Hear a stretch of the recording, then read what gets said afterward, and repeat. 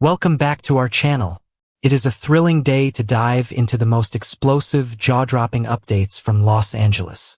Grab your favorite drink, settle in, and prepare for a roller coaster of betrayal, heartbreak, and corporate warfare that will leave you absolutely speechless. To understand the sheer magnitude of this cataclysmic betrayal, we have to rewind to the turbulent skies over the Atlantic. Steffy Forrester fled the sun-drenched beaches of Monte Carlo like a woman escaping a burning building. The image of Sheila lurking in the shadows of her romantic reunion had shattered her reality. But it was not Sheila's presence that broke Steffy's spirit. It was the deafening, guilty silence of her own husband. Finn knew. Finn hid the monster. Steffy hurled her wedding ring directly at his chest, a physical manifestation of her broken trust, and boarded the first commercial flight back to California. Trapped in a first-class cabin at 30,000 feet, Steffy spiraled into a dark, suffocating abyss of betrayal.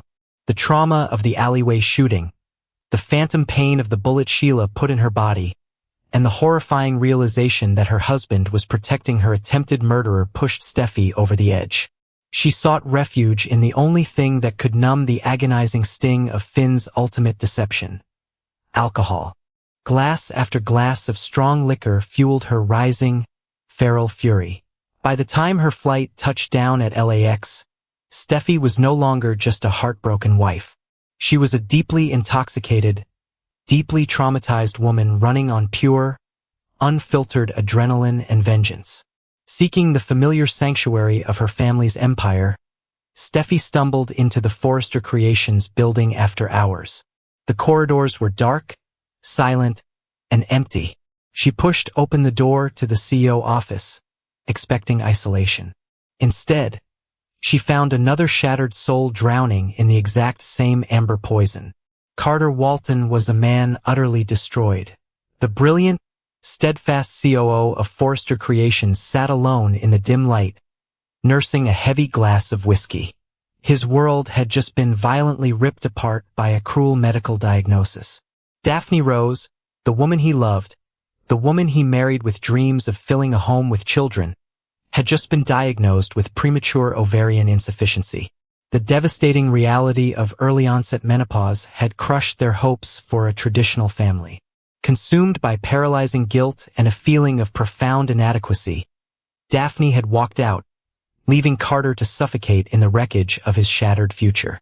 When Steffy walked into that office, the air instantly grew heavy with the toxic, intoxicating weight of mutual destruction. Two of the most powerful, beautiful, and utterly broken people in Los Angeles stared at each other through the hazy filter of grief and strong liquor. There were no formalities. There were no professional boundaries. There was only raw, bleeding human agony. Steffy collapsed into the space, her walls completely disintegrating. The tears flowed like a torrential storm as she screamed about the betrayal in Monaco. She wept about Sheila's relentless, suffocating shadow. She cried out her desperate, agonizing plea to just be free of the monster trying to destroy her family.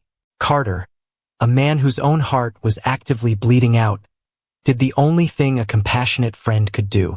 He stood up. He walked over. He pulled the trembling, sobbing Steffy into his arms. It was supposed to be a hug of survival. It was supposed to be a fleeting moment of platonic comfort between two colleagues navigating the darkest hours of their lives. But grief is a dangerous, unpredictable predator, and alcohol is its favorite weapon. As Carter held her, the dynamic shifted with terrifying, magnetic speed.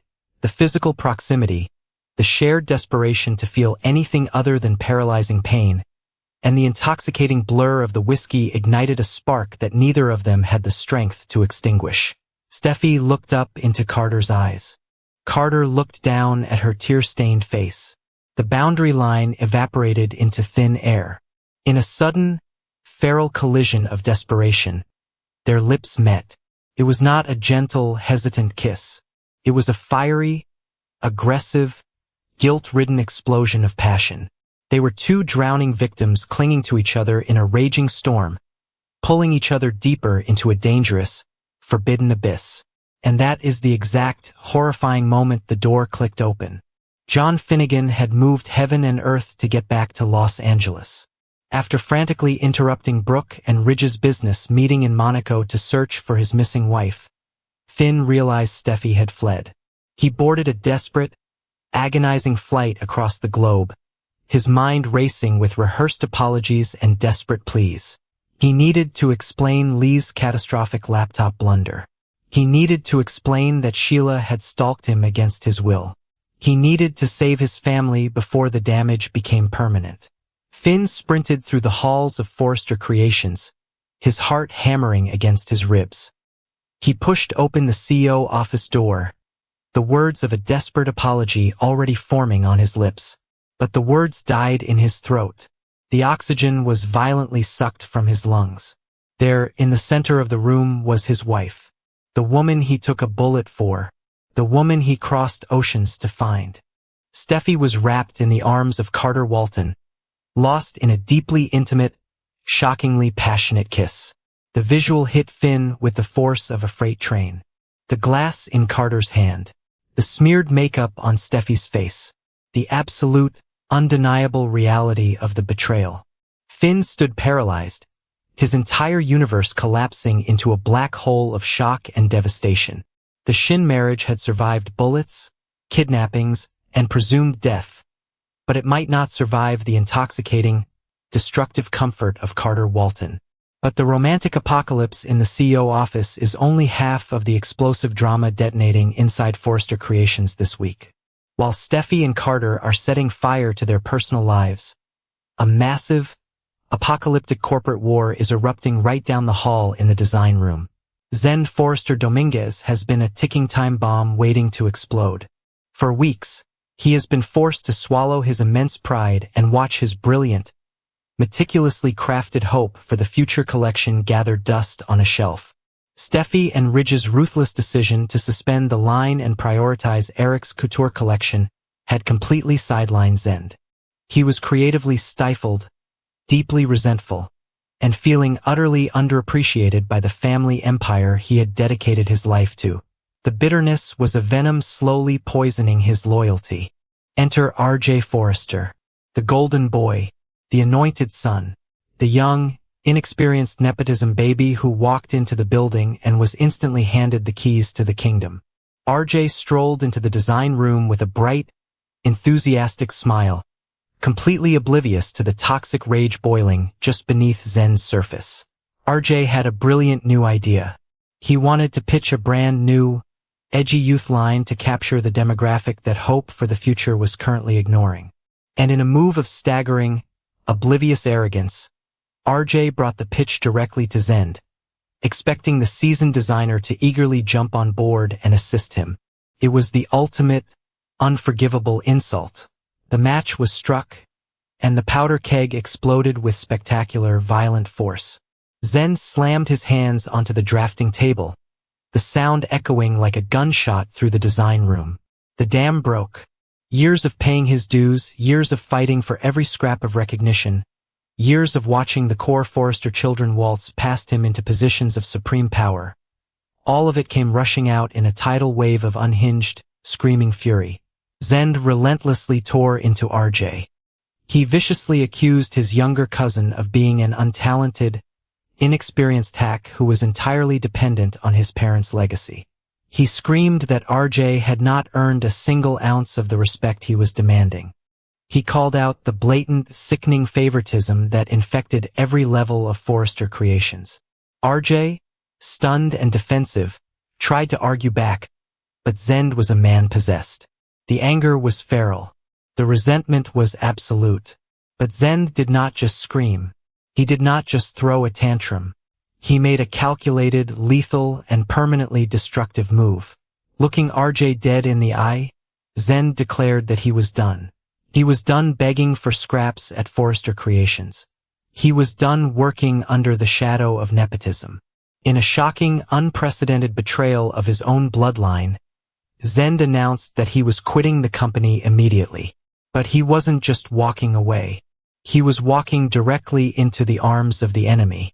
Zende aggressively packed up his portfolio, securing every single one of his unproduced, highly exclusive, cutting-edge designs.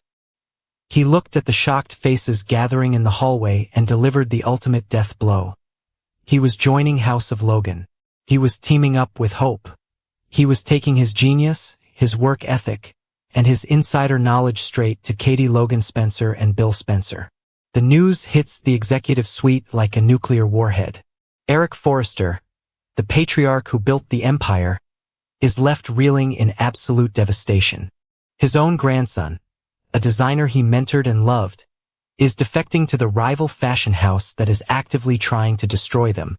Ridge Forrester's fury reaches a boiling point, realizing that his own son's arrogance just handed their biggest competitors the ultimate weapon. Across town, the champagne corks are popping. Katie Logan Spencer and Dollar Bill Spencer cannot believe their incredible luck. Bill's predatory, calculating smile stretches from ear to ear. They don't just have Hope Logan anymore. They now have Zende Forrester Dominguez. They have exclusive, unseen designs created by Forrester's brightest talent. Bill realizes instantly that Zende is not just a new hire. Zende is the match that will burn Eric Forrester's legacy to the ground. With Zende's defection, Katie and Bill have secured the ultimate arsenal to obliterate Forrester creations in the upcoming fashion war. Zende is fueled by a desperate, vengeful need to prove his family wrong, making him the most dangerous pawn on the board. He is ready to unleash his absolute best work for Logan, completely unburdened by Forrester politics. Los Angeles is officially a war zone. Marriages are shattering in the shadows of the CEO office, and a corporate bloodbath is spilling out of the design room. The lines have been drawn. The betrayals are absolute. There is no going back from the devastation unleashed this week.